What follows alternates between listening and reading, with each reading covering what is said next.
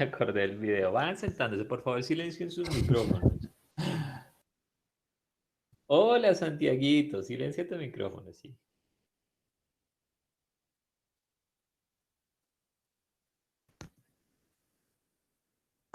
Que si por favor pueden grabar la clase porque Sebas García el internet lo tiene malo.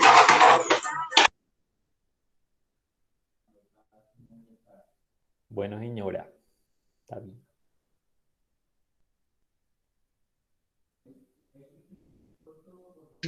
Gracias, Willy.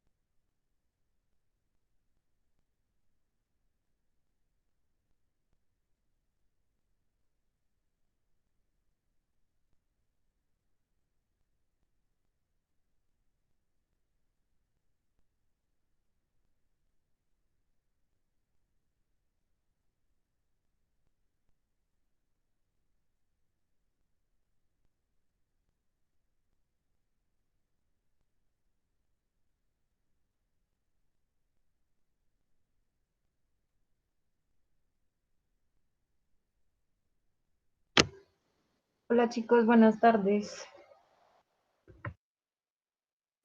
La Diana, buenas tardes. Me avisan porfa si ven la pantalla. Vale.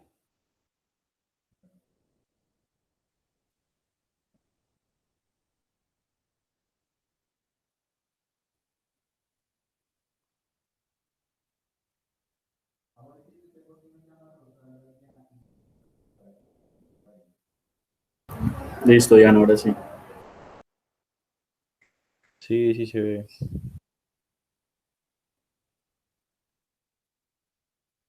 Ahí donde le aparece ese letrero abajo, dele ocultar para que no, de pronto no vaya a tapar alguna parte de las diapos. Por favor.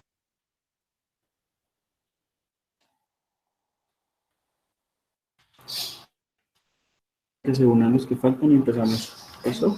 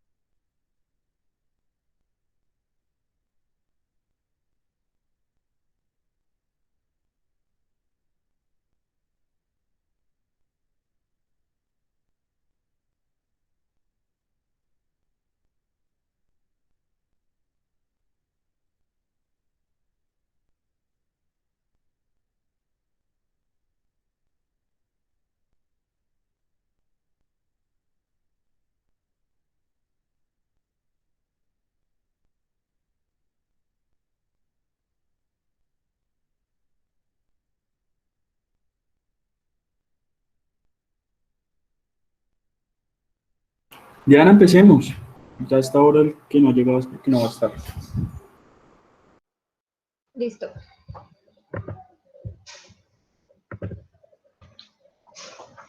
Bueno, entonces vamos a iniciar con lo que es infección urinaria y otras infecciones del tracto genitourinario. Entonces, la infección urinaria es la respuesta inflamatoria del urotelio ante una invasión bacteriana que usualmente está asociada a bacteriuria y piuria. La bacteriuria, pues, es la presencia de bacterias en orina y la piuria es la presencia de leucocitos. En las mujeres, como ya sabemos por su anatomía uretral, entonces las infecciones van a ser endémicas desde el comienzo de la vida sexual. Es más común en mujeres que en hombres, excepto en el periodo neonatal. Podemos encontrar que va a haber una bacteriuria sin piuria y esto nos va a indicar que es por contaminación, y una piuria sin bacteriuria, esto nos hace sospechar inmediatamente de tuberculosis urinaria, que es otra patología que se va a mencionar más adelante, o de otras entidades inflamatorias, pero que no son infecciosas.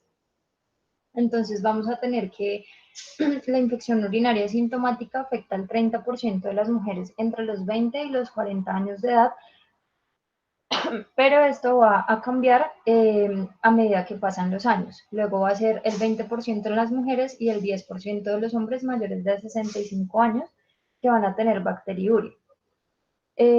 Las mujeres que van a presentar un episodio aislado de infección del tracto urinario tienen un 25% de probabilidad de presentar infecciones urinarias recurrentes. En cuanto a los patógenos urinarios, vamos a tener que coli es el causal de del 85% de las infecciones adquiridas en la comunidad y el 50% de las hospitalarias. El resto de infecciones urinarias se va a dar por bacterias gram negativas, otras enterobacterias aparte de coli como Proteus y Klebsiella, y gram positivas como Enterococcus fecalis y Staphylococcus saprophytic. En cuanto a la clasificación, podemos clasificarlas de dos maneras. Una es como infección aislada, infección no resuelta, infección recurrente o por persistencia bacteriana.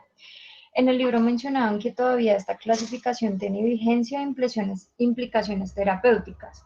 Y la otra manera es clasificarla como infección del tracto urinario no complicada y recurrente o complicada. Entonces, la complicada vamos a ver que se va a presentar en un paciente sano, que tenga el tracto urinario anatómico y funcionalmente normal. Se puede presentar de forma aislada como un único episodio o convertirse en una recurrente complicada. Y la recurrente se va a dar por dos causas. Una causa que es muy infrecuente, que es por persistencia bacteriana, y cuando esto se presenta hay que descartar inmediatamente alteraciones urológicas congénitas. Y cuando se da por reinfección es en la mayoría de los casos el 95%. En cuanto, bueno, esto es el tratamiento. En esta tabla podemos mirar el tratamiento de una infección urinaria recurrente en la mujer. Vamos a ver que son tres tipos de tratamiento. Entonces, una profilaxis continua, una profilaxis postcoital y un autotratamiento. Entonces, vamos a ver que esa profilaxis se va a dar en pacientes que han tenido 2 o más infecciones sintomáticas en 6 meses o 3 infecciones por año, y siempre se debe confirmar o comprobar con un urocultivo que salga obviamente negativo. Los antibióticos que se van a usar tienen que cumplir como ciertos requisitos. Ellos van a ser que no tenga resistencia mediada por plásmidos, que tenga mínimos efectos sobre la flora vaginal e intestinal y que tenga buena sensibilidad. El antibiótico que se menciona que se adecua más a estas características es la nitrofurantoína. A pesar de que pues esta produce toxicidad pulmonar, se debe evitar en pacientes con depuración de creatinina menor a 60 milímetros minuto, y esta no tiene actividad contra Proteus y pseudomonas. Otra opción que dan son las fluoroquinolonas. Estas no alteran la flora vaginal e intestinal, entonces cumplen con uno de esos requisitos. Es activa contra pseudomonas, pero contra otros enterococos solo tiene actividad del 60 al 70%. Entonces, Bueno, en el tratamiento de profilaxis continua vamos a usar, siempre se tiene que dar en las noches y se usa nitrofurantoína de 50 a 100 miligramos por 6 meses o el ciprofloxacino 200 miligramos, 250 miligramos cada noche por 6 meses. En el tratamiento poscoital, entonces se debe establecer una relación, se debe establecer la relación causa-efecto entre la actividad sexual y que esta pues haya sido como consecuente con el desarrollo de la cistitis. Aquí también es igual el tratamiento que el anterior, nitrofurantoína en dosis única de 50 a 100 miligramos también en la noche y ciprofloxacino dosis única de 250 miligramos. Para la autoterapia o el autotratamiento, entonces este va a ser eficaz cuando se inicie la terapia antibiótica, cuando están iniciando el desarrollo de los síntomas, y este solo va a ser por 3 días con ciprofloxacina 250 miligramos 2 veces al día. En cuanto a la patogenia, entonces vamos a ver que la infección urinaria resulta de la interacción, como ese desbalance que hay entre el germen uropatógeno y los mecanismos de defensa del huésped. El flujo de orina a través del tracto urinario y el vaciamiento vesical van a ser los dos principales mecanismos de defensa. El pH bajo y la osmolaridad urinaria van a inhibir lo que es el crecimiento bacteriano, entonces también ayuda con esto. Las sales, la urea, los ácidos orgánicos van a reducir la sobrevida de las bacterias y los lactobacilos de la flora vaginal normal en mujeres premenopáusicas también es como una defensa fundamental para evitar la colonización bacteriana. En cuanto a las vías de infección, vamos a tener 3 vías, lo que es la vía ascendente. Bueno, esta se da por bacterias que provienen del reservorio fecal y esto se da pues en ocasiones en las que hay mala higiene o durante la actividad sexual. También por edema del urotelio, que esto va a delimitar la unión útero-vesical y permite que haya reflujo vesicoureteral, y por la presencia que tienen las bacterias de adhesinas o fimbrias. Por la vía hematógena, entonces esta se presenta cuando, bueno, su presencia aumenta cuando hay uropatía obstructiva y se presentan pacientes, es común verla en pacientes con infección por Staphylococcus aureus o cándida. Y por vía linfática ocurre en procesos infecciosos vecinos graves como abscesos retroperitoneales o algunas infecciones intestinales. Dentro de los factores de riesgo que tenemos para presentar infecciones urinarias están los cambios en los hábitos miccionales e higiénicos, aunque esto pues no existe como una evidencia científica que demuestre con ellos la disminución de las infecciones.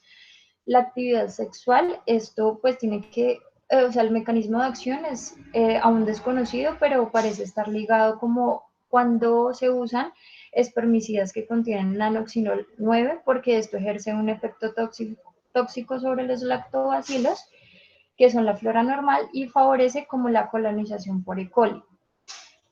Otro factor de riesgo es la menopausia, porque durante ella ocurre la disminución en el glicógeno del epitelio vaginal y lo que hace es que altera la flora, entonces va a predominar E. coli sobre los lactobacilos.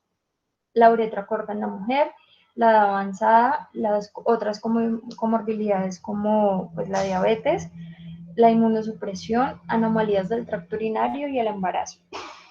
Esto que ven aquí es como unas recomendaciones que son pues tener la micción antes y después de la actividad sexual, evitar el sexo anal previo a la penetración vaginal, por lo que les mencionaba de la primer vía del reservorio fecal, no usar jabones que alteren el pH vaginal, realizar la limpieza en sentido antero-posterior, no usar protectores diarios y evitar el estreñimiento.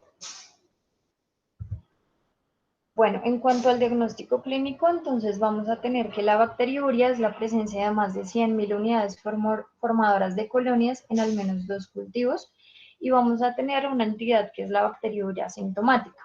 esta es sobrediagnosticada en hasta un 10% de los casos, es más frecuente en edades extremas de la vida, en gestantes se presenta del 4 al 7% y es común verla en pacientes con sonda vesical permanente. Bueno, entonces iniciamos con lo que es la cistitis. Esa pues es la inflamación de la vejiga de origen infeccioso. Se caracteriza por pues presentar obviamente la bacteriuria y el síndrome miccional, que lo vamos a definir como una triada de disuria, polaquiuria y urgencia miccional. Estos pues tienen síntomas súbitos e intensos. Es frecuente ver hematuria micro o macroscópica. Es raro que en la cistitis se presenten síntomas generales o fiebre. En los niños se va a manifestar como enuresis, que es la micción involuntaria durante el sueño. Está dada pues mayormente por E. coli o Staphylococcus saprophyticus y es común ver la bacteriuria y la piedra en el sedimento urinario y no se suele diagnosticar, no se suele ver leucocitosis en el cuadro hemático. El tratamiento de primera línea entonces se va a hacer con fluoroquinolonas o trimethoprim sulfa de 3 a 5 días y pues tiene que ir asociado con tratamiento para el dolor, con antiinflamatorios y anticolinérgicos. Bueno, entonces la otra patología es la pielonefritis aguda. Esto es la infección del parénquima y la pelvis renal. Esta está asociada a síndrome miccional, que fue la triada que les mencioné anteriormente, y a diferencia de la cistitis, esta sí se acompaña de fiebre alta, escalofríos, taquicardia, vómitos, va a haber dolor en las fosas renales que puede aumentar con la puñoperfusión, hiperestesia abdominal. Aquí sí se va a encontrar leucocitosis con neutrofilia en el cuadro hemático, y en el sedimento va a haber bacteriuria, piuria, cilindros leucocitarios y aumento de la velocidad de sedimentación globular. El tratamiento, entonces, pues idealmente decía que se debía hacer hospitalario, pero se podía dar tratamiento ambulatorio en casos específicos, con cloroquinolonas, cefalosporinas de tercera generación, aminoglucósidos, ampicilina sulbactam o trimethoprim sulfa, que eran buenas opciones. Bueno, ya lo que es la pielonefritis crónica, entonces la mayoría de pacientes van a ser asintomáticos y esta patología se descubre como hallazgo incidental, se asocia mucho a reflujo vesicoureteral. Si hacemos exámenes en la urografía, vamos a poder evidenciar riñones atróficos, cicatrizales y con espasticidad de los cálices. En la citoquímica va a haber piuria y proteinuria, y esto, si no se trata a tiempo, puede llevar a falla renal crónica e hipertensión secundaria. Los estudios que podemos hacer, bueno, entonces tenemos el análisis de orina, urocultivo o imágenes. En el análisis de orina vamos a encontrar nitritos, la estearasa leucocitaria, que es una enzima que se encuentra en los leucocitos y es como un signo de inflamación, bacterias, hematuria, piuria y células epiteliales. Al urocultivo, pues la presencia de más de 100.000 unidades comadoras de colonias. En las imágenes, cuando tenemos un paciente con infecciones urinarias recurrentes, se va a hacer ecografía y cistoscopio. La cistografía miccional para descartar reflujo vesicoureteral en niños y el urotac, en el que podemos ver evidenciar cálculos, obstrucción o colecciones. Entonces, las infecciones urinarias durante el embarazo, pues como ya sabemos, hay muchos cambios fisiológicos que van a favorecer las infecciones urinarias y además hay unos que favorecen como la pérdida del peristaltismo ureteral y la hidronefrosis.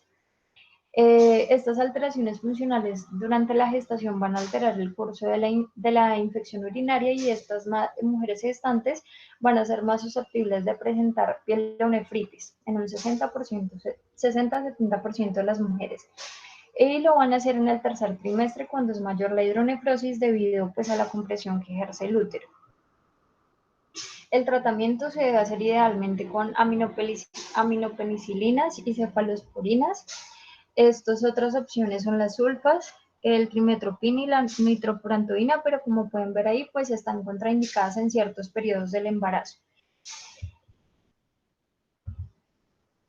Listo, dentro de las complicaciones que tenemos de las infecciones urinarias, vamos a tener lo que es la pielonefritis enfisematosa. Esta, pues, es una complicación de la pielonefritis aguda, es una enfermedad grave, aguda y necrosante del parénquima renal. Se da por lo general debido a obstrucción por cálculos o papilitis necrosante y es muy común verlas en mujeres diabéticas adultas. En la imagen que ven, pues se aprecia un riñón con pielonefritis enfisematosa que además es un riñón poliquístico. Entonces, es muy importante la respuesta inmune del huésped a factores locales como la obstrucción o factores sistémicos como enfermedades como la diabetes, que permiten, lo que hace es que las bacterias van a producir dióxido de carbono a partir de ese material necrótico que se está generando y esas bacterias se vuelven anaerobias facultativas. Bueno, se dice que pues entonces hay unos factores de riesgo como asociados a mayor mortalidad y estos son la trombocitopenia, el choque, la alteración de conciencia y la necesidad de hemodiálisis. Se dice que con un solo factor que haya además de esto, la mortalidad puede ser del 27%, si hay dos factores de estos del 75% y con tres factores la mortalidad va a ser del 100%. La clínica de esta complicación va a ser una triada de fiebre, vómito y dolor lumbar. Va a haber un rápido deterioro del estado general y la función renal y se van a encontrar cifras altas de glicemia, por lo que ya les había mencionado que es común verla en mujeres diabéticas adultas. Dentro de las imágenes vamos a encontrar, el TAC de abdomen que nos va a mostrar ese patrón gaseoso. Ya les había dicho que por lo que las bacterias empiezan a producir dióxido de carbono, hay destrucción renal y cálculos. En la ecografía vamos a ver ecos intensos intrarrenales con una pared vesical engrosada y en el rayos X simple de abdomen, como ven en la imagen de la derecha, un halo de aire perirrenal con forma de media luna.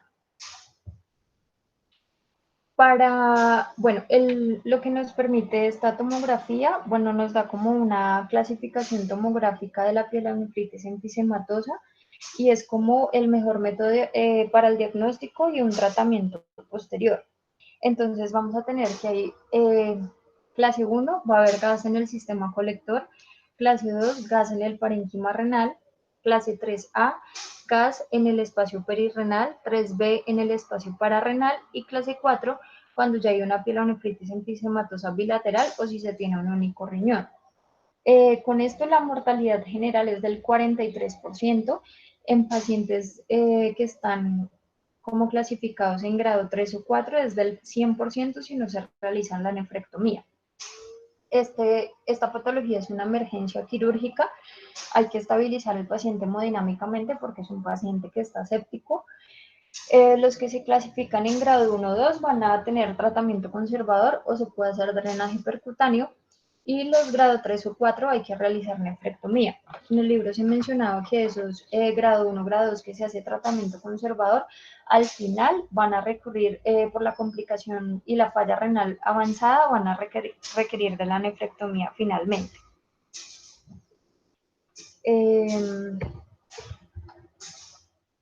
Listo, entonces seguimos con la pielonefritis granulomatosa. Esta es una inflamación crónica del parénquima renal en la que hay una reacción granulomatosa que se debe a obstrucción por cálculos coraliformes. Estos cálculos coraliformes son aquellos que tienen como un cuerpo central y al menos una rama calicial, así se mencionaba. Es una patología rara, el 1% de las infecciones, más frecuente en mujeres entre la quinta y sexta década de la vida. Esta pielonefritis se puede encontrar como un pseudotumor porque invade el tejido local y el tejido perirrenal. Dentro de la patogenia, entonces vamos a ver que va a destruir el parénquima renal. Esto, pues la lesión empieza en la pelvis y en los cálices, posteriormente va a generar fibrosis y me va a formar abscesos. Y luego, debido a la inflamación crónica, estos macrófagos se van a llenar de lípidos y se van a ubicar alrededor de los abscesos. Bueno, el cuadro clínico no es en sí muy específico porque puede simular cualquier otro tipo de infección urinaria, pero a diferencia de las otras, esta va a tener como síntomas constitucionales, incluido la pérdida de peso, que nos van a ayudar a pensar como en eso que decía que era un pseudotumor y a pensar en esta patología. Entonces, la clínica va a ser de fiebre, dolor en fosa renal y flanco, fatiga, malestar general, pérdida de peso, antecedente de infección urinaria a repetición, entonces hay que indagar sobre esto.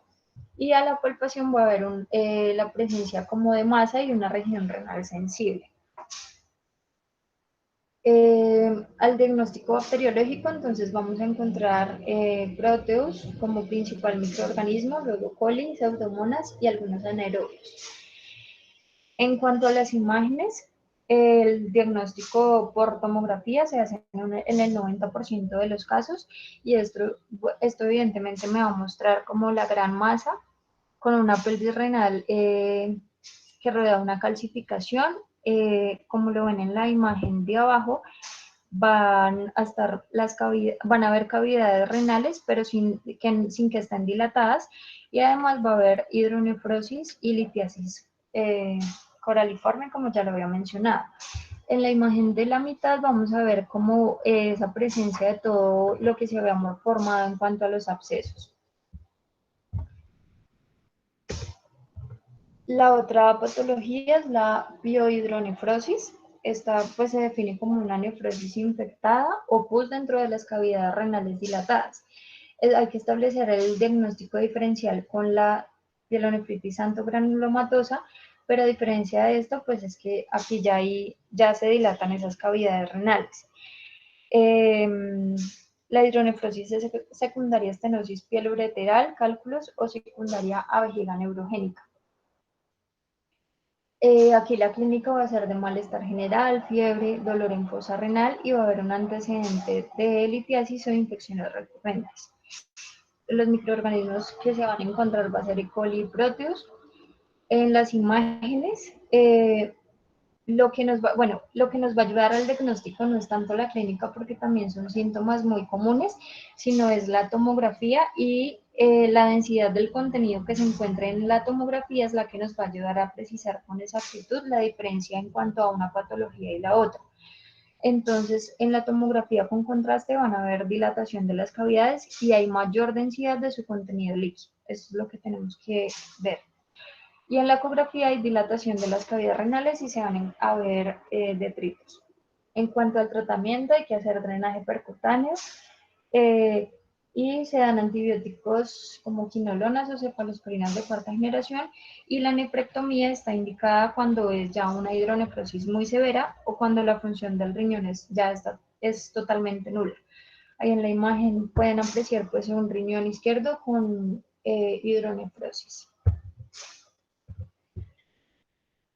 Bueno, la otra patología va a ser el absceso perinéfrico.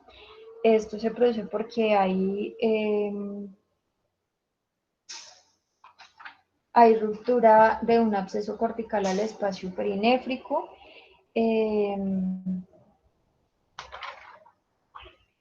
Hay ruptura de un absceso cortical al espacio perinéfrico, hay siembra hematógena de infecciones cutáneas.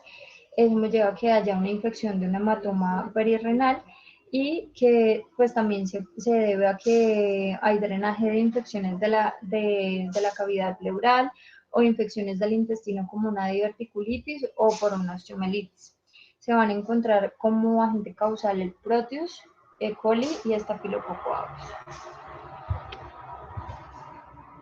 En cuanto a la clínica, entonces estos síntomas son de inicio insidioso.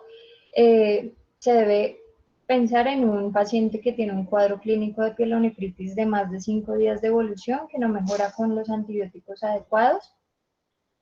Dentro de los factores predisponentes está la litiasis renal, la infección urinaria, el reflujo vesicoureteral, trauma, diabetes, neoplasias y enfermedad hepática. Vamos a encontrar leucocitosis, aumento de la creatinina, aumento de la proteína C reactiva y anemia.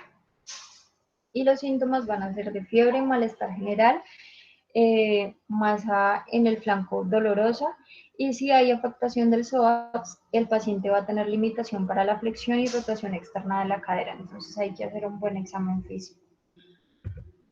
Dentro de las imágenes se puede realizar una tomografía con o sin medio de contraste. Esta lo que nos va a evidenciar más que todo es el origen y la extensión del absceso, y en la ecografía se va a ver una masa anecoica que va a desplazar el riñón. Dentro del tratamiento podemos hacer drenaje percutáneo en abscesos sin múltiples loculaciones, drenaje abierto en nefrectomía, dar antibióticos como aminoglucósidos junto con meticilina y oxacilina. Bueno, por último, entonces tenemos lo que es el carbúnculo renal o el anthrax renal. Es una infección cortical que se da después de una bacteriemia. Ocurre en pacientes que no tengan ningún tipo de problema urológico conocido previamente y se produce casi siempre por Staphylococcus aureus. Hay que pensarlo en niños o jóvenes con fiebre, dolor lumbar y ausencia de leucocituria significativa. En cuanto a las imágenes, vamos a ver una eco con múltiples abscesos corticales que pueden ser uni o bilaterales, y en este caso los urocultivos van a salir negativos. El germen se puede evidenciar por drenaje percutáneo. Y estas son las opciones de tratamiento: meticilina, trimetoprim sulfa, dicloxicilina. Se puede hacer drenaje percutáneo o drenaje abierto. Listo, chicos. Eso fue como el primer capítulo. Si tienen una duda, pues me dicen. Pues hasta lo que llevamos aquí.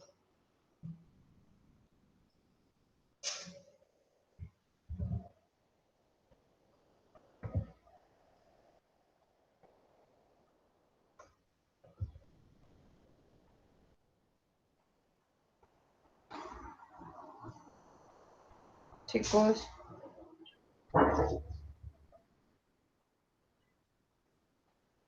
No, vale, bien. Continuemos entonces. bueno, esta sí es Gracias. un poquito más larga. Bueno, entonces tenemos lo que son otras infecciones del tracto genitourinario. Aquí tenemos lo que es la tuberculosis genitourinaria. Pues esto se da cuando se ha presentado una primera infección con la tuberculosis pulmonar en un paciente de 20 a 40 años más o menos, y que pues aquí el periodo de aparición de los síntomas se va a demorar de unos 3 a 10 años. Entonces hay que buscarla en pacientes que ya tuvieron esa primera infección, y pues aquí o sea, pues como la fisiopatología es la misma de la tuberculosis pulmonar, solo que pues aquí pasa es por diseminación hematógena. En hombres va a afectar lo que es el epididimo, en las mujeres las trompas de falopio. La transmisión de hombre a mujer va a ser rara, a pesar de que en el semen se puede encontrar micobacterium. La frecuencia de relaciones 2 a 1, hombre-mujer. Y bueno, aquí la clínica va a ser de disuria, polaquiuria, hematuria macroscópica en el 10% de los casos, hematuria microscópica en el 50% de los casos, va a haber dolor en la fosa renal o suprapúbico, hematospermia en el 11% de los casos, y por diagnóstico de laboratorio se va a ver piuria. Cuando se presenta la epididimitis tuberculosa, entonces esta puede ser la primera y una manifestación de los síntomas de la tuberculosis genitourinaria, y se va a presentar como con dolor, inflamación escrotal, edema, y va a estar comprometida la fertilidad. El diagnóstico, entonces, con la prueba de tuberculina, el uroanálisis va a tener una piuria, hematuria, leucocitos, y en este caso se deben tomar de 3 a 5 muestras. Lo ideal es que sea la muestra en la primera hora de la mañana. Los cultivos se van a demorar alrededor de 6 a 8 semanas en salir, ya que la micobacteria tiene crecimiento lento. Se puede hacer también mediante PCR, hibridación de ácidos nucleicos, microscopía de fluorescencia, cultivo radiométrico, y por imágenes se va a ver en la radiografía simple o calcificaciones en el riñón, en la orografía escritora un uréter arrosariado. Esto decía que era como en forma de rosario, entonces va a tener como una parte gruesa, una parte estrecha, que la pueden ver aquí en el lado izquierdo de la imagen, y la vejiga va a ser pequeña y esclerorretráctil. Esto significa que ahí va a haber defecto del llenado y la vejiga es asimétrica, como lo pueden ver ahí. Y en la tomografía, que ya se ve la infiltración a otros órganos. Bueno, en cuanto al tratamiento, va a ser con los mismos medicamentos: isoniazida, rifampicina, piracinamida, etambutol, streptomicina, se agregan kanamicina y amikacina. Debe ser durante un periodo de tiempo de 6 a 9 meses y se debe hacer siempre revisión a los 3, 6 y 12 meses luego de terminar este tratamiento, y en cada revisión se debe hacer un cultivo de orina, que también van a ser 3 muestras como en el diagnóstico en la primera hora de la mañana. Ahí en la imagen pueden ver un riñón, pues, que dicen que está repleto de caseum. Esto es una masa pastosa blanquecina, como se puede evidenciar ahí en la imagen, y que se debe, pues, a esa necrosis caseosa que se empieza a presentar. Y un riñón contralateral con hipertrofia compensatoria. La otra patología, entonces, es el síndrome de vejiga dolorosa y la cistitis intersticial. Se dice que esa cistitis intersticial es como una subpatología dentro del síndrome de vejiga dolorosa. Este síndrome se va a presentar con dolor, presión o molestias pélvicas relacionadas con la vejiga de más de 6 meses de duración, y que va a estar acompañada de al menos urgencia miccional o poliaquiuria. La cistitis intersticial es una enfermedad crónica inflamatoria. En los hallazgos cistoscópicos vamos a ver lo que se evidencia en la imagen, que son las úlceras de Horner, que son específicas para realizar el diagnóstico. Es una patología rara, es más frecuente en mujeres con una relación 9:1 y inicia alrededor de los 40 años. Se asocia mucho a depresión y ansiedad. Más adelante les explico por qué. En cuanto a la patofisiología, entonces vamos a ver que va a haber una ruptura de la capa de glucosaminoglicanos en la superficie ureteral de la vejiga. Esto me lleva a que aumente la permeabilidad a las sustancias tóxicas en la orina. Luego me lleva a que haya una degranulación mastocitaria, y esto me va a generar inflamación, me aumenta la frecuencia urinaria y me va a llevar a una hiperactividad del músculo detrusor de la vejiga. También va a haber hipersensibilidad de las neuronas aferentes vesicales, lo que hace que respondan de manera exagerada a estímulos que normalmente son inocuos, y también se ha encontrado la deficiencia de glicoproteína GP51, que es como un mecanismo de defensa que se encuentra en el urotelio. En cuanto al diagnóstico, entonces hay que descartar todo lo que son patologías pélvicas, porque son más comunes, esta patología es más común en las mujeres.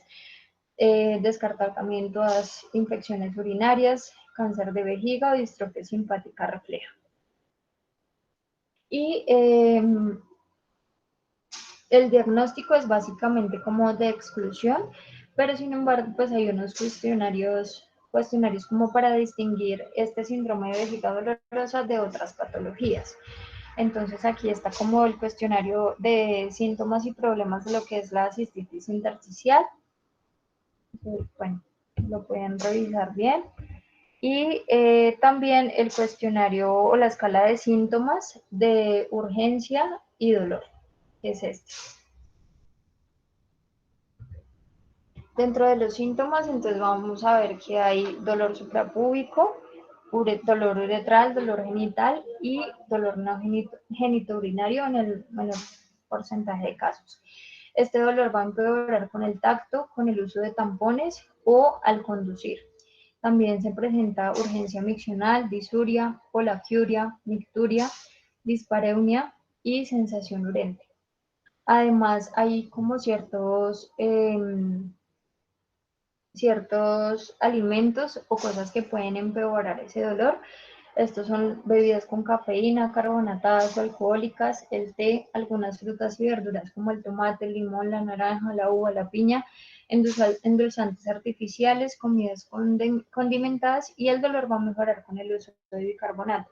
Por eso les mencionaba anteriormente que esta patología está muy relacionada con la depresión y la ansiedad, porque pues porque el dolor es intenso, porque el dolor empeora con el tacto, con situaciones diarias de cualquier persona, por pues esto de no tener como una relación sexual buena, y pues porque no se pueden consumir muchas cosas que son de la vida cotidiana. En cuanto a los exámenes, entonces hay que llenar un diario miccional de 3 días con un registro de volúmenes ingeridos y volúmenes eliminados, anotar el horario de la micción y la sensación que se tiene durante la evacuación. Hay que hacer uroanálisis, urocultivo, citología, como para descartar otras cosas, cistoscopia. Hay que hacer, mencionaban de una prueba de sensibilidad del potasio, y esto pues es que hay que hacer instilación intravesical con potasio, porque se ha visto que cuando eh, se hace esta prueba con potasio hay irritación y despolarización de los nervios y del músculo, con daño tisular, urgencia y dolor. El estudio urodinámico es para definir la capacidad vesical, sensación durante el llenado vesical y detectar la hiperactividad del detrusor. Entonces se va a encontrar disminución de la capacidad vesical, ausencia de hiperactividad del músculo y sensación de llenado prematuro. El tratamiento entonces va a ser pues disminuir el dolor y la frecuencia urinaria. Se puede dar el pentosan polisulfato oral, que es un glucosaminoglucano que se debe dar de 3 meses a 1 año. Hay que hacer instilación intravesical de dimetilsulfóxido. La amitriptilina, aparte de los síntomas depresivos, pues se ha comprobado que tiene como efecto sobre el dolor y la frecuencia urinaria, además anticolinérgicos. Ahí hay que hacer ablación con láser para las úlceras de Horner, y terapia física, psicológica y sexual. Seguimos con lo que es la prostatitis aguda y crónica. Esto es un proceso inflamatorio de la próstata que puede ser agudo o crónico, sintomático o asintomático. El diagnóstico más común es el diagnóstico más común en hombres menores de 50 años y el tercer más común en mayores de 50. Aquí vamos a encontrar lo que es una clasificación y criterios para los síndromes de prostatitis. Y la prostatitis bacteriana aguda, entonces su etiología más se va a encontrar es más E. coli, Proteus, Klebsiella, Pseudomonas, algunos anaerobios. Para el diagnóstico, entonces hay que hacer la historia clínica y examen físico completo. Se va a encontrar leucocituria, hay que hacer urocultivo, hemocultivo, y el antígeno prostático va a estar elevado sustancialmente. Dentro de la clínica, entonces va a haber disuria, polaquiuria, urgencia miccional, dolor en el pene, dolor en región perineal, fiebre, escalofríos, y al tacto rectal se va a encontrar una próstata caliente y dolorosa. El tratamiento, entonces se va a hacer una hidratación adecuada, AINES, sonda vesical si hay retención urinaria.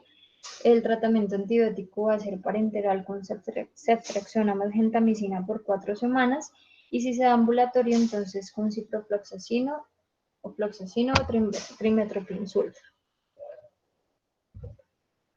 La prostatitis crónica, entonces es la infección bacteriana con o sin síntomas de prostatitis y que haya historia de infección a repetición.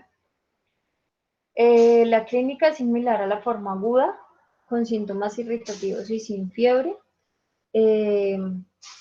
Y hay que hacer en este caso algo que se llama como la prueba de los 4 frascos. Entonces el primero va a ser con la toma de los primeros 10 mililitros de orina, la otra con todo el contenido vesical. El tercer frasco entonces se va a realizar masaje prostático, Y el cuarto, la última muestra, va a ser con 10 mililitros de orina después del masaje prostático. El tratamiento va a ser de elección, va a ser con quinolonas y además pues la resección transuretral de la próstata. La epididimitis y orquitis, entonces es la inflamación del epididimo y el testículo con o sin infección. Se va a clasificar en aguda si es menor a 6 semanas y subaguda o crónica cuando es mayor a 3 meses. En cuanto a la etiología, vamos a tener que si son pacientes menores de 35 años, se va a deber a una enfermedad de transmisión sexual como una uretritis por clamidia o neisseria. Y si es en pacientes menores de 14 y mayores de 35, va a ser por E. coli, Mycobacterium o citomegalovirus en pacientes inmunocomprometidos. Dentro de los factores de riesgo, entonces, está la actividad sexual, manejar moto o bicicleta, pasar largos periodos sentado, cuando se usan instrumentos para algo del tracto urinario, el crecimiento prostático o la estenosis del meato uretral. Dentro de la clínica, entonces, vamos a tener orquialgia, malestar general, fiebre, polaquiuria, disuria, masa indurada en la cola del epididimo dolorosa, eritema y edema escrotal. Hay que diferenciar esta patología de lo que es la torsión testicular, que esta va a ser un dolor súbito e intenso con ascenso del testículo, y a diferencia de esta, el epididimo va a cambiar de posición, entonces por eso es importante hacer tacto en el examen físico. Cuando se presenta una orquitis sola es infrecuente y esto solo se ve en casos de parotiditis, entonces hay que pensar y buscar también como ese antecedente. Hay que hacer GRAM si hay secreción uretral, citoquímico con urocultivo y un ecodoppler testicular, PCR y BSG. El tratamiento, entonces hay que tener en cuenta si es por bacteriuria o por uretritis debido a enfermedades de transmisión sexual. Si es secundaria bacteriuria, entonces se van a usar quinolonas, aminoglucósidos, trimethoprim sulfa como tratamiento empírico, mientras llega el urocultivo, y si es secundaria uretritis, ceftriaxona, se continúa con doxiciclina por 10 días, y también una opción es acitromicina. Cuando esto es por uretritis, por neisseria o por clamidia, entonces se debe estudiar también y tratar a la pareja sexual. Aquí tenemos lo que es la gangrena de Fournier, es una fascitis necrotizante del tracto genitourinario. Esto es una urgencia urológica que involucra la fase superficial y profunda del perineo. Se ha visto que ahí pues es una urgencia y toca, pues porque la tasa de necrosis reportada es de 2 a 3 centímetros por hora, entonces avanza demasiado rápido. En cuanto a la etiología, entonces se ve por infecciones perianales, del tracto urinario, trauma local, condiciones propias de la piel. Es 10 veces más frecuente en hombres que mujeres de 40 a 60 años y se ha encontrado como agente causal E. coli, bacteroides, estafilococos y enterococos. En cuanto a los factores predisponentes, entonces está la diabetes, pacientes inmunosuprimidos por trasplantes, por tratamientos antineoplásicos, por VIH, la hepatitis alcohólica y la enfermedad de Crohn. Entonces, aquí lo que ocurre es que hay una endarteritis obliterativa que causa trombosis vascular y necrosis. Dentro de la clínica, entonces siempre va a haber un periodo prodrómico en el que va a haber malestar genital o prurito, luego sigue el eritema, la inflamación, crepitación, y esto pues va a avanzar demasiado rápido. En cuanto al diagnóstico, entonces vamos a tener la ecografía, que pues diferencia de afectaciones intraescrotales. La tomografía es útil en delimitar la extensión y sugiere como el origen de esta patología. En la resonancia lo que va a hacer es definir los planos faciales comprometidos, y en la uretrografía retrograftóscópica también se va a ver el origen de la lesión. El tratamiento se da con cefalosporinas de tercera generación, aminoglucósidos, penicilina benzatínica o amoxicilina cuando son especies de streptococos, metronidazol o clindamicina cuando son anaerobios, hay que hacer debridamiento. Y también decía que era útil terapias con miel, hipoclorito de sodio o el oxígeno hiperbárico. La otra patología es la malacoplaquia. Esta es una enfermedad poco usual, es una enfermedad granulomatosa crónica que es causada por un defecto en el sistema fagocitario bacteriano. Aquí en Colombia se empezó a diagnosticar alrededor del año 1997. En Medellín hubo 6 casos en una misma entidad y el diagnóstico se hace por patólogo. Esto es pues la presencia de uno o varios tumores virtuales en cualquier parte del organismo. Los tejidos empiezan a tener infiltración masiva por células inflamatorias, que son los macrófagos e histocitos, y estos macrófagos van a tener inclusiones intracitoplasmáticas, que son los cuerpos de Michaelis-Goodman, que son característicos de esta patología. Es autolimitada y está muy asociada a infecciones a repetición. Entonces, macroscópicamente vamos a ver, como se ve en la imagen de la izquierda, lo que son los granulomas de color amarillo que están situados en la submucosa, y microscópicamente los macrófagos se van a ubicar en la muscularis propia, son de gran tamaño y pues tienen lo que es la presencia de cuerpos intracitoplasmáticos, que son los cuerpos de Michaelis-Goodman, que se señalan ahí en la imagen. Y estos cuerpos de Michaelis-Goodman son el resultado de fagolisosomas que contienen fragmentos de bacterias incompletamente destruidas. Como ya les había dicho, el problema en esta patología es como la fagocitosis ineficaz, porque los macrófagos no son del todo viables. Lo que más va a afectar inicialmente es la vejiga, luego el uréter, luego la pelvis renal y luego el parénquima renal. Pero también se ha visto que puede afectar virtualmente a cualquier órgano. Se han encontrado lesiones en pulmón, cerebro, páncreas, tiroides, globo ocular, en piel y hueso. El 80% de los casos entonces va a ser en el tracto genitourinario. En cuanto a la etiología, entonces vamos a ver que se ha encontrado especies de coli. También se debe a una deficiencia del GMP cíclico, porque pues este es como lo que se necesita para como activar, sintetizar el factor de necrosis tumoral y que haya como al fin y al cabo una fagocitosis buena, eficaz. También la inmunosupresión.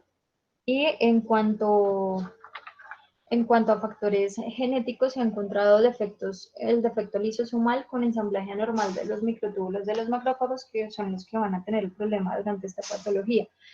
Esos macrófagos, esos microtúbulos, lo que hacen es la degranulación de los lisosomas, y esos microtúbulos van a estar estimulados por GMP cíclico y se van a inhibir por AMP cíclico. Entonces, lo que hay en esta patología es como ese desbalance. Va a haber deficiencia de GMP cíclico y va a haber más AMP cíclico que inhiba esos microtúbulos, y por tanto los macrófagos no hagan una fagocitosis ideal. La clínica entonces va a ser una relación mujer a hombre 4-1. Se va a presentar como en tres formas. La primera como infecciones urinarias, una enfermedad de localización extravesical con presencia de masa o una entidad asociada a inmunodeficiencias. Entonces, dentro de la clínica pues va a haber dolor abdominal difuso, pérdida de peso, diarrea, hematoquesia, hematuria, fiebre. Si se presenta a nivel uretral, entonces va a haber estenosis y obstrucción por cálculos. Si se ubica en el parénquima renal, entonces se va a presentar con fiebre alta, dolor y masa en dorso.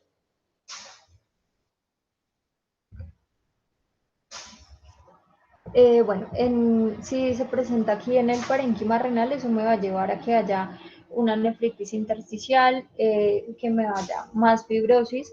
Luego esto me lleva a una insuficiencia renal y este paciente va a requerir luego terapia de reemplazo renal. El diagnóstico se hace por biopsia, citología urinaria, cistoscopia.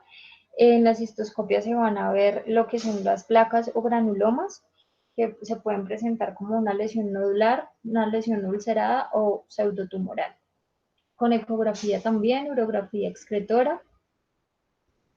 En la eco se van a ver, va a haber aumento de la congenicidad, lesiones polipoides en el trígono vesical. Y en la tomografía las imágenes van a simular como una infiltración neoplásica con la presencia de masas que ya les había mencionado. El tratamiento entonces dice que estos pacientes responden a terapias largas de quinolonas, en este caso durante 6 meses. Se ha visto también acción de la vitamina C porque esta incrementa como esa razón entre GMP cíclico y AMP cíclico. El betanicol, que es un colinérgico, y esto pues me va a aumentar el GMP cíclico, o en últimos casos la nefrectomía. Bueno, entonces ahora seguimos con lo que son las enfermedades cutáneas de los genitales. Bueno, aquí como sabemos pues van a haber varios tipos de lesiones, máculas, pápulas, en fin. Tenemos las enfermedades eczematosas o inflamatorias. Vamos a tener lo que es la dermatitis de contacto. Estos puede ser por alergenos o irritantes primarios, como son los desodorantes, las duchas vaginales, el uso de preservativos y el uso exagerado de jabón y agua caliente. Esta se va a presentar como erupciones cutáneas, inflamatorias, superficiales con eritema, edema, exudado, fisuras pequeñas y prurito. El tratamiento pues consiste en identificar el factor etiológico, ya sea como irritante primario o como alergeno, y suspender el contacto con este, y ahí pues se pueden aplicar esteroides tópicos. Tenemos otra patología que es el prurito esencial. Esto se presenta en pacientes que presentan comezón sin tener lesiones cutáneas primarias. Las causas pueden ser por sudor, por mala higiene, la insuficiencia renal crónica, la enfermedad hepática, enfermedades hematopoyéticas malignas, y aquí no solo va a ser el prurito genital, sino también hay prurito generalizado. El tratamiento consiste en dar antipruriginosos, antihistamínicos vía oral, y se deben evitar los corticosteroides. Bueno, el intertrigo, entonces, son áreas eritematosas con gran maceración y sobreinfección. Va a comprometer el pliegue mamario y los pliegues inguinales. Esta se comporta como una dermatitis de contacto irritativa, secundaria al sudor, orina, materia fecal, y se asocia a prendas de vestir. El tratamiento consiste en disminuir la humedad en las zonas afectadas y separar los pliegues cutáneos. La dermatitis seborreica, entonces son placas eritematosas delimitadas con descamación leve, afecta las áreas pilosas en pene y escroto, y puede también encontrarse pues en cuero cabelludo, axilas, produciendo un prurito crónico. El tratamiento entonces se da con ketoconazol tópico o en champú. Se puede combinar con esteroides tópicos de baja potencia como la hidrocortisona al 1%. La balanitis, entonces, es la inflamación o infección del glande, y si compromete el prepucio se llama balanopostitis. La clínica entonces va a ser el glande o el prepucio rojo, va a ser sarpullido, puntos rojos, manchas rojas o blancas, prurito y ardor. Las causas se deben pues, a pacientes que no son circuncidados, por infección por cándida. Otra es enfermedades de transmisión sexual, falta de higiene o una higiene exhaustiva, alergias por el uso de espermicidas o sustancias irritantes. El tratamiento, entonces, depende como de la causa. Entonces, si es por hongos, clotrimazol tópico 2 veces al día por 10 días. Si es por enfermedades de transmisión sexual, pues depende de cada agente. Y cuando es por etiologías inespecíficas, se puede usar domeboro en 1 litro de agua, aplicar 2 veces al día, y pues la circuncisión. Tenemos lo que es la balanitis serótica obliterante.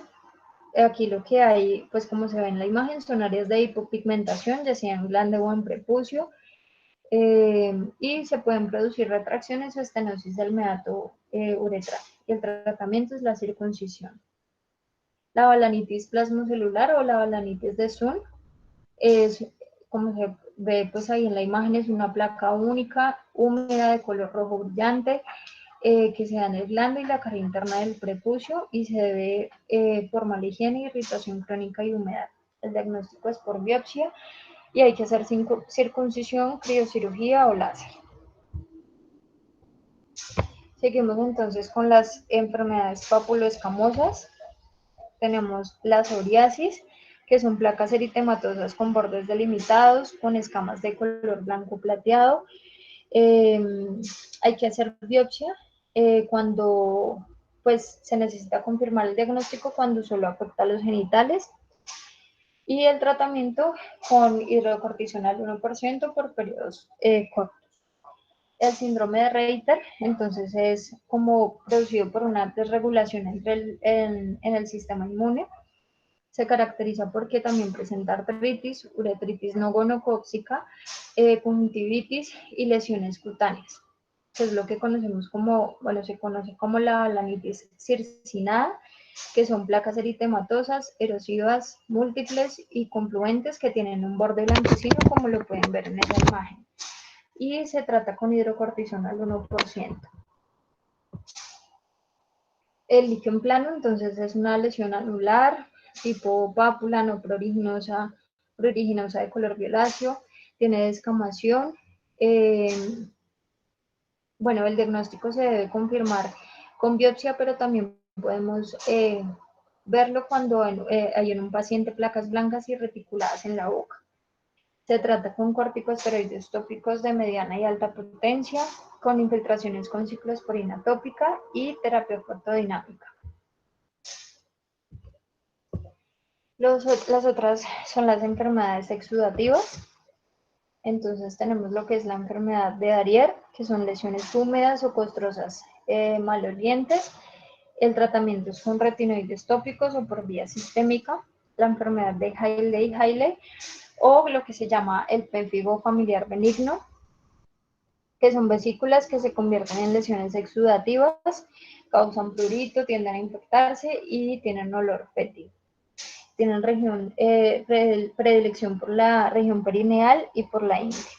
Y el tratamiento consiste en usar ropas livianas que eviten la fricción, la sudoración, usar corticoides y antibióticos. Las enfermedades ulcerativas, entonces tenemos la enfermedad de Behçet, que es como también se presenta por desregulación del sistema inmune. Aquí se van a presentar úlceras orales y genitales que tienen un fondo blanquecino ensacaocado, son dolorosas y suele haber concomitantemente uveitis, artritis asimétrica no erosiva, sinovitis o neuropatía periférica, entonces hay que buscar también estos hallazgos. El tratamiento es con infiltraciones, corticosteroides tópicos, prednisona y ciclosporina. La enfermedad de Crohn o la colitis granulomatosa, entonces es la inflamación crónica del intestino delgado grueso. Esta tiene pocas manifestaciones genitales, pero son lesiones exudativas profundas y dolorosas. Se puede presentar como fisuras, fístulas, úlceras o abscesos.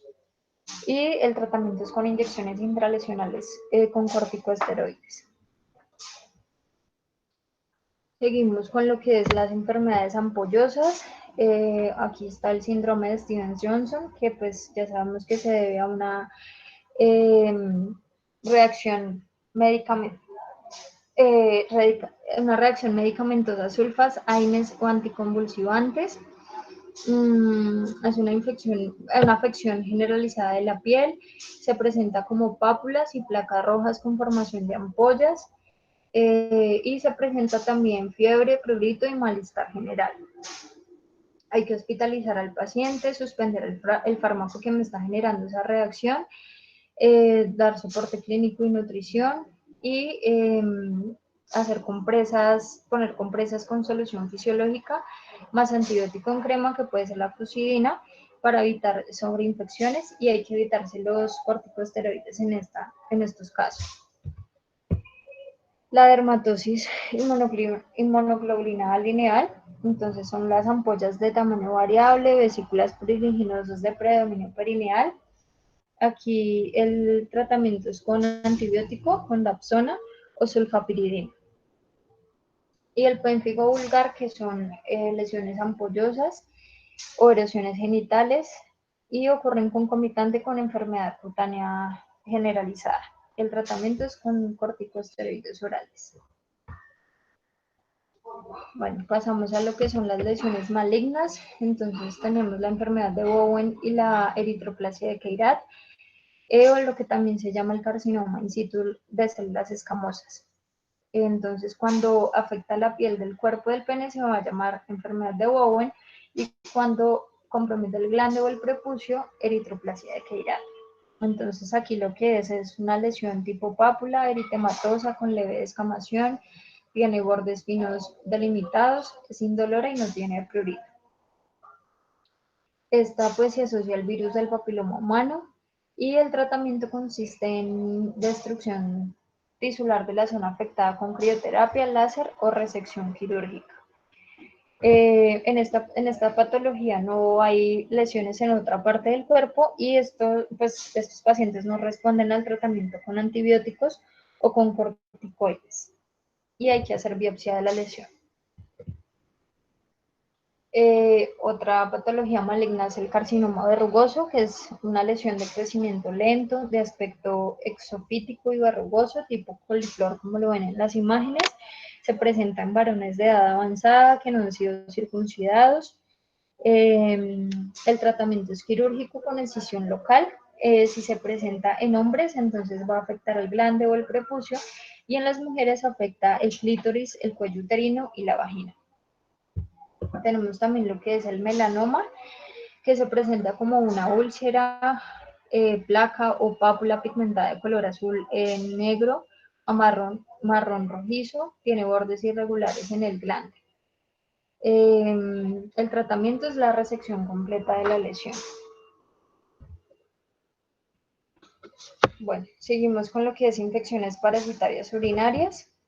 Aquí, bueno, entonces la primera patología es la esquistosomiasis urinaria. En el sistema urinario, bueno, hay muchos tipos de esquistosomas, pero en el sistema urinario va a ser el que es esquistosoma haematobium.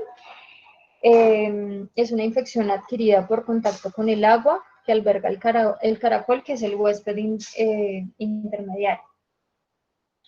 Habitan en el sistema porta del huésped y depositan ahí los huevos en los tejidos. Entonces el ciclo de vida de este microorganismo, pues tenemos que los machos van a tener un canal central donde van a alojar a la hembra durante periodos largos de tiempo, durante 3 a 30 años aproximadamente.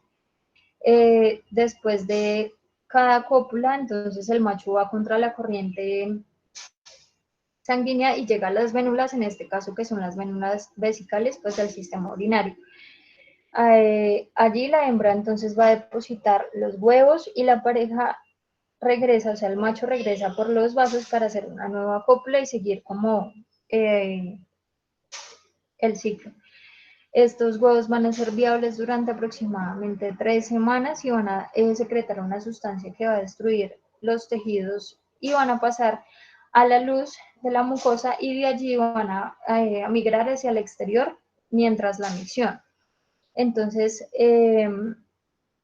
como pueden ver ahí en el punto 1, entonces los huevos ya cuando están en orina, llegan al agua, son liberados los miracidios, que son estos están vivos durante 6 a 8 horas, y allí lo que hacen es buscar el caracol, que es como el que sirve de huésped intermediario. Esas miracidias penetran en los tejidos de los caracoles y cuando atraviesan o penetran ese caracol, se transforman en larvas, que son las cercarias. Estas cercarias van a nadar libremente en el agua y durante horas o días. Y entonces si esto si logra como penetrar o invadir el cuerpo humano a través de la piel, se van a transformar en lo que se llaman las esquistosómulas. De allí entonces llegan a los vasos, al sistema circulatorio, y llegan al sistema porta, como ya lo había dicho, y es donde se convierten en la forma adulta y ya, listo. Ahí se va a reanudar el ciclo durante más o menos cada 5 semanas. Dentro de la clínica, entonces, es lo que se conoce como el prurito de nadador. Va a presentar fiebre, adenomegalias, esplenomegalia, eosinofilia, urticaria, y esto se va a llamar como la fiebre de Katayama. Va a tener como una fase activa, como unas fases de evolución que inicia con el prurito de nadador, que esto se da, son lesiones maculopapulares que se dan en las primeras 24 horas del contagio. Luego a la fiebre, ahí todavía no se han encontrado los huevos en orina. Luego entra una fase activa en la que hay hematuria microscópica, disuria terminal, cistitis y obstrucción. Aquí en esta fase activa la hembra va a depositar los huevos y ya van a aparecer en orina.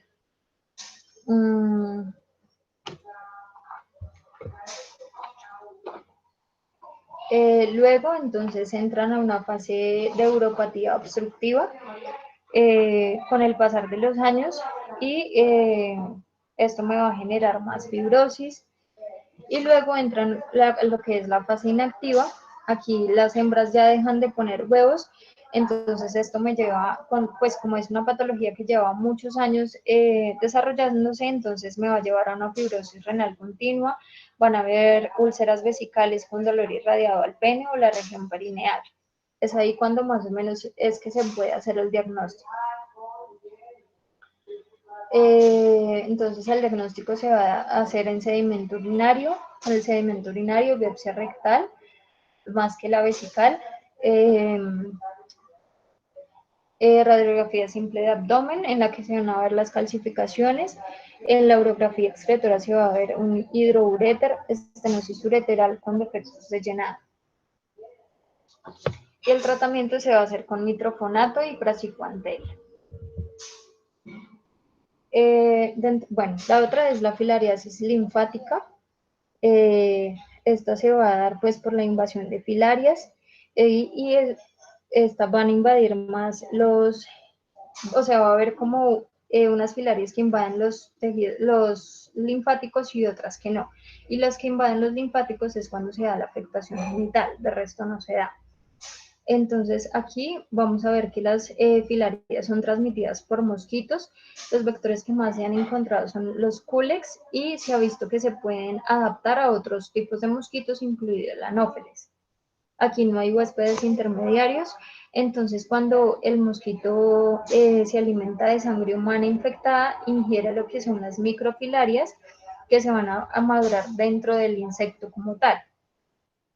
Entonces se va a convertir en lo que es la larva L1 y luego pasan a la forma pues un poco más madura, que es la larva L3. Estos van a emigrar hacia la cabeza del mosquito. Se van a ubicar, esas larvas maduras se van a ubicar exactamente en las glándulas salivares del mosquito. Luego las larvas migran a los vasos linfáticos, allí liberan lo que son las microfilarias y van a ubicarse a los linfáticos grandes, a la zona periaórtica, a la zona inguinal y a la zona escrotal.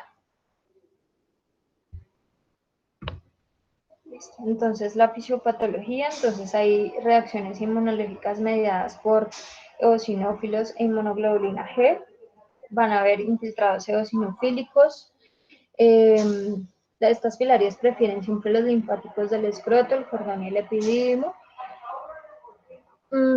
Cuando hay sobresaturación de larvas, se van a ubicar en la región inguinal, ilíaca o perirrenal, o sea, salen como del escroto y van a migrar hacia otros lados.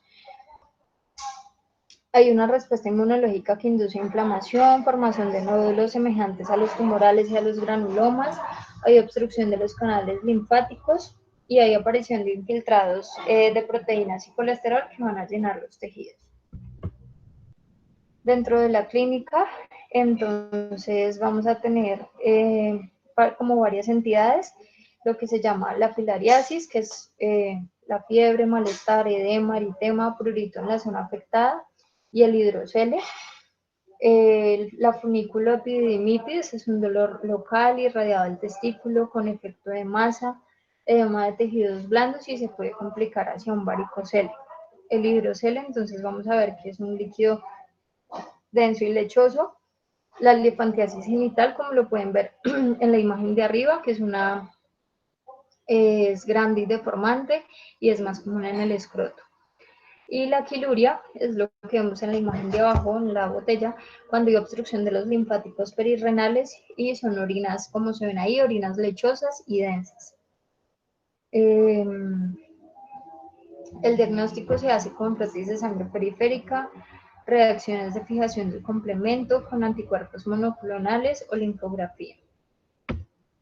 El tratamiento, entonces, eliminación del parásito adulto, la supresión de la microfilaremia. Esto pues se hace con el citrato de dietilcarbamazina o con ivermectina si han visto resultados buenos. Y hay que hacer cirugía cuando ahí se presenta elefantiasis genital, pues porque hay que reconstruir el escroto o la vulva. Por último, entonces ya tenemos lo que son las infecciones micóticas que se van a clasificar en micosis oportunistas, micosis primarias, micosis raras. El libro no menciona mucho de estas cosas porque en sí ya son demasiado raras. Entonces, dentro de las micosis oportunistas tenemos la infección vesical por cándida. Esto me va a generar una uropatía obstructiva con síntomas similares a los del cólico renal y va a tener defectos de llenado. Entonces, dentro de los síntomas, pues va a haber disuria, cambios en la frecuencia urinaria, urgencia miccional. El tratamiento, entonces, va a ser con derivación interna, con stent y nefrostomía, más irrigaciones con amphotericina B, ketoconazol y fluconazol por 14 días. Tenemos también lo que son las infecciones renales por cándida, que son infecciones perinéfricas que se dan comúnmente en diabéticos. El diagnóstico se hace por PCR. Otra patología es la aspergilosis renal. Los microorganismos que se han visto involucrados son Aspergillus fumigatus y Flavus. Aquí se presenta una uropatía obstructiva, dolor y fiebre, y el diagnóstico pues con identificación del hongo por aspirado renal en tejido u orina. Y también la aspergilosis prostática que se presenta con disuria y uropatía obstructiva. El diagnóstico es con biopsia por aguja. Las micosis primarias o ambientales, entonces tenemos la blastomicosis, esta me va a producir una prostatitis y epididimitis. El diagnóstico se hace con identificación del hongo en orina, en semen o muestra de tejidos y se trata con ketoconazol o ditroconazol por 1 año. La coccidiomicosis son microabscesos en glándulas adrenales, próstata y escroto. Y la histoplasmosis se ve evidencia con manejo de abscesos prostáticos con drenaje transuretal, que se puede hacer con ketoconazol. En el riñón produce granulomas no caseosos, que se tratan con itraconazol, y los abscesos epididimarios que se presentan se tratan con amphotericina. Y las micosis raras, pues los microorganismos que se han visto son Trichosporum, Fusarium y Geotrichum. Se presentan en pacientes con cáncer de próstata, leucemia mieloide aguda, mieloma múltiple y el glioblastoma. Listo, chicos. ¿Ya? ¿Ese poquito nada más? Ese poquito. Eterna. Muchas gracias, pero Gracias. yo tampoco sabía Gracias, que Diana. tanta cosa.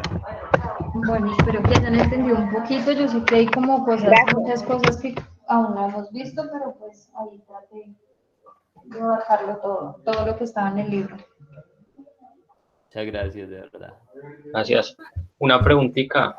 La siguiente charla es imagenología y endoscopia urológica. Yo les estoy informando en el transcurso de este fin de semana cómo va a ser la programación, muchachos, para que estén atentos. Vale, muchas gracias. Dale. Muchas gracias, Diana. Bueno, gracias. Gracias, Diana. Chao, niños. Chao. Con gusto, chicos. Chao. ¿Cuánto le debemos, Diana? Me paga a mí, Mari. Yo le estoy recogiendo la plata. Gracias, Diana. Bueno, chicos, con gusto.